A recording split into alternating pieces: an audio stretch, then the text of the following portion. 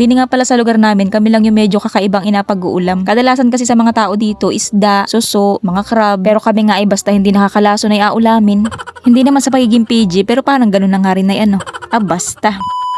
So yun na nga guys, for today's video ay may low tide nga na naman pala ngayon. At anong gagawin? Ay di manghihibasan na naman tayo. Nga pala naisip kong panguhain ngayon na pang-ulam ay yung kibot o yung sea anemone. Dati ko na nga pala yung nai-content, kaso nga lang ay may mga nababasa pa rin akong comment at nagre-request nga sila na manguha daw ulit ako noon. At dahil nga pala utos kayo at utu-uto naman ako, ay hala, sige, pagbigi. Maganda nga pala ngayon ng panahon at kalmang-kalma at lantap ang tubig. Hindi rin gaano kainit. May nakita nga pala ako ditong klase ng seaweeds pero ito hindi pinapansin din sa amin. Ang dami niyan dito. Pero may nabasa nga akong comment na sa kanila daw pala yan ay mahal at binibili. Nagtesting na nga rin pala ako magkilaw ng ganyan pero parang hindi naman siya ganun kasarap. Yung iba gustong gusto nila yan pero ako man ay hindi. Depende talaga sa panlasa ng tao. Malaki nga pala ngayon ang hibas o malawak baga na hibasan. Maganda ngayon manguha ng sea anemone o kibot kasi sila baga ay nakapwesto doon sa malalim sa bihirang mahibasan pero ngayon nga ay kate yun. Pero kakaumpisa ko pa nga lang pala manghibasan ay nataib na agad. Mabilis mag high tide ngayon. Pero ayan nga may nakita na nga agad ako ditong kibot. Inadot-dot ko nga pala muna ng daliri at inapakiramdaman ko kung ito ba'y Makati o hindi. Meron kasing klase nito na Makati. Medyo mahirap nga pala yung pwesto niya kaya hindi ko na kinuha. Ang hirap bungkalin. Tapos ayan, may nakita nga pala ulit ako. Pero ito pala iba to. Akala ko ay kibot. Tapos may nakita nga pala ako ditong boxfish. Naalala ko dati yung I Wonder. Gusto nilang i-feature ito dati. Kaso nga lang ay sabi ko ay mahirap manghuli ng umaga niya. Ang gabi talaga yan madaling hulihin. Kaso hindi naman sila pwedeng mag-shoot ng gabi. Sa kabihira lang kami makakita ng ganyan sa umaga. Kaya ayun, hindi natuloy. Wala lang, share ko lang. Masarap sana yun inihaw pero hindi ko nga muna hinuli at maliit pa. At para pati hindi kayo nagagalit sa akin at sabihin niyo na naman ay wala akong awa.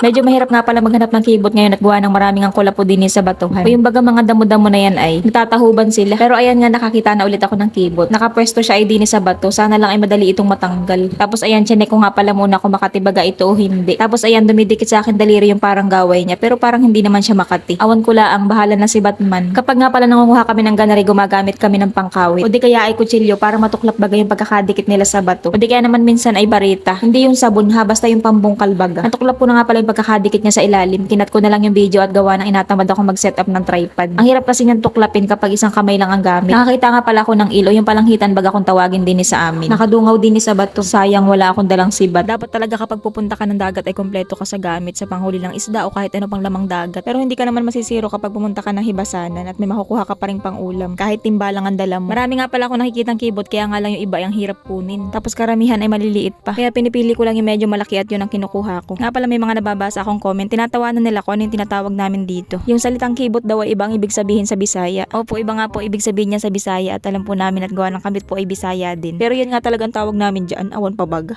Sa lugar nyo guys, anong tawag nyo dito? Nga pala bihira kami mag-ulam ng ganito at gawa ng mahirap nga siyang kunin. Sinasadya lang ni Papang manguha ng ganito kapag apulutan. Nga pala maraming klase ang sea anemone at yung ganito nga puti ang ilalim, yan ay medyo mapait. Pero hindi naman siya sobrang pait, kumbaga ay para ka lang nakain ng ampalaya. Yung madilaw ang ilalim, mapula, kulay orange, yun ang masarap iulam at walang pait. Pero karamihan nga sa mga nakikita ko dito ay puro puti. Medyo mataas na nga pala ang tubig pero tinatamad pa akong umuwi. Gusto ko pa nga sanang manisid ay para marami akong makuha kaso nga lang ay wala akong kasama. Nakapanlaw maglangoy sa dagat kapag mag-isa ka lang. Pakiramdam ko bagay may hihila sa akin. Maganda nga pala manguha ng kibot ay sa ganaring buhanginan para madali baga silang tanggalin. Kaso nga lang din sa buhanginan namin ay wala. Wow namin, inangkin yung buhanginan. Mataas na nga pala talaga ang tubig kaya naman ako ipabalik na sa tabihan at gawa nang dito kasi sa pinuntahan ko ay pulo. Medyo mababaw pa dito pero sa dadaanan ko ay malalim. Nga pala bago tayo magpatuloy ay mag-shoutout muna ako at baka makalimutan ko na naman. Shoutout nga pala kay Brian Calaguas, Dicina Jing Hiramis, Jason Fernandez, Marley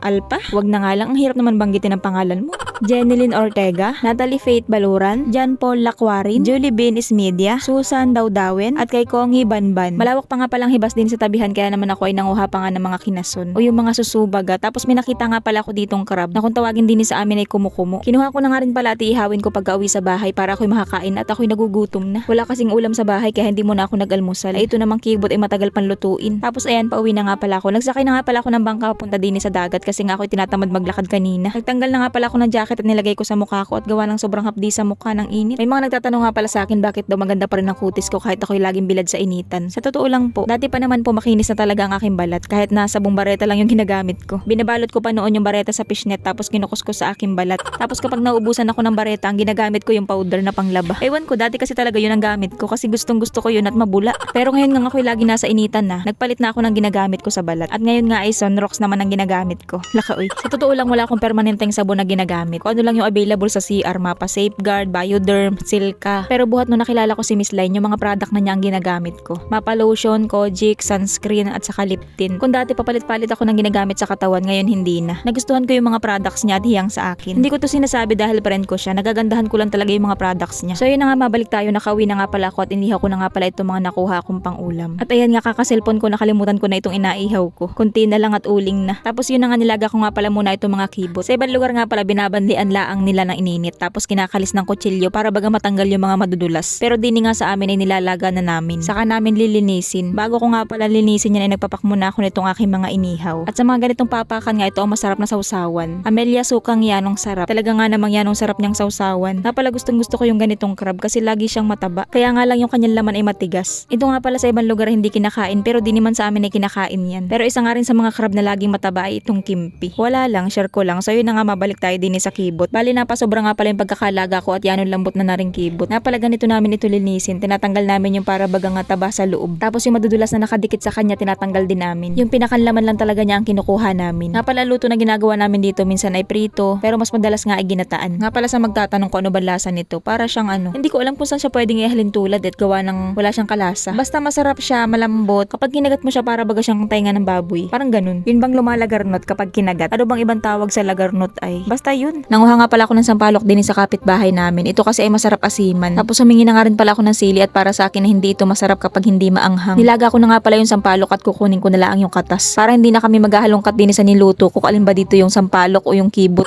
Nga pala din sa amin ay bihira lang yung mga taong nag-uulam ng ganito dito. Kumakain din naman sila kapag binibigyan namin. Pero kapag sila yung mangunguha, maglilinis at magluluto, bihira. So yun na nga, luto na nga pala itong ating ginataang kibot. Kain po tayo mga katabodi. So yun lang, bye!